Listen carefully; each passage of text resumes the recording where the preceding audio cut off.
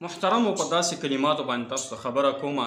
تاسو ته چې کله څه پریشاني راشي خامخا دنیا دا څه مسایل به راځي مخې ته، او بس دا میدان داسې دی، دنیا دا امتحان دی.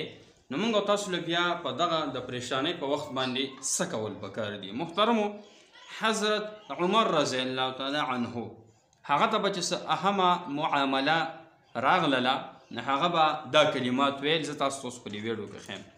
نو موږ تاسو له پکار دي چې په موږ تاسو باندې څه حالات راشي. ګوره نن سبا لکه د ډېرو خلکو دا ذهن جوړ شوی دی چې څه مسله راشي نو ډېر خلک لکه اکثر صرف د پیسو هغه لټون کوي چې د پیسه باندې به اوس دا مسله حل کوم.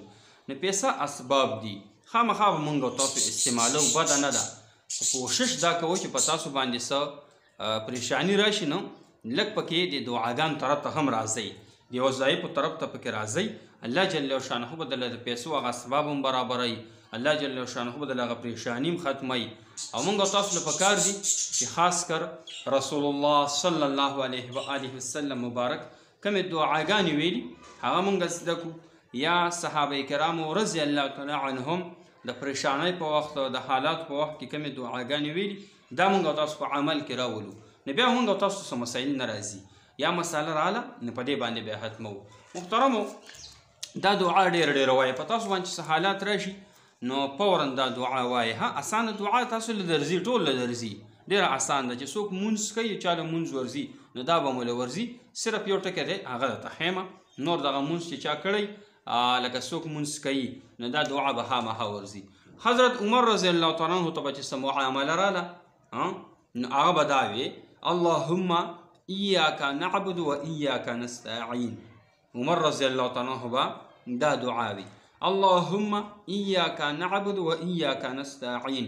نو چې موږ تاسو ته څه مسله راشي، پریشانی راشي، کور دی یا کاروبار دی یا داسې نور چې کوم دی نو زندگی د خامخا داسې موړ پکې راځي چې سړی پریشانه وي، خفګان کې وي، یا زموږ دا ډېر مسافرونه بار دي نو هغوی ته څه مسایل وي هلته کې کارونه نه وي نو فورا د عمر رضی الله تعالی عنه دا دعا دا وایي اللهم ایاک نعبد و ایاک نستعین.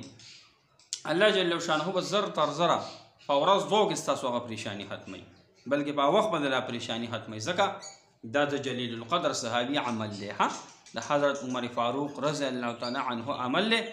هغه ته به چې څه معامله راله نو هغه به فورا دا وي اللهم ایاک نعبد و ایاک نستعین. نو موږ تاسو له پکار دي ها چې موږ تاسو باندې څه پریشاني راځي دا وایو، یا یوازې په موږ نه چې په چا څه پریشاني راغله دا ورته ښایه. سوشل میډیا تبلیغ داسې یو ذریعه ده، بار بار زه تاسو ته وایم نه دا په دې سوشل میډیا دا خبره ورسوئ، لکه خلکو ته ورسوئ چې خلکو ته یا څه په پریشانۍ کې خامخا ډېر خلک وي، څوک بیماران وي، څوک قرضداري وي، د چا دشمنۍ وي، د چا څه مسله وي، د چا څه مسله وي. نو دا دعا به وایي، کور کې زنانو ته هم ښایي، په خپله هم وایي، الله به هغه مسلې ختموي.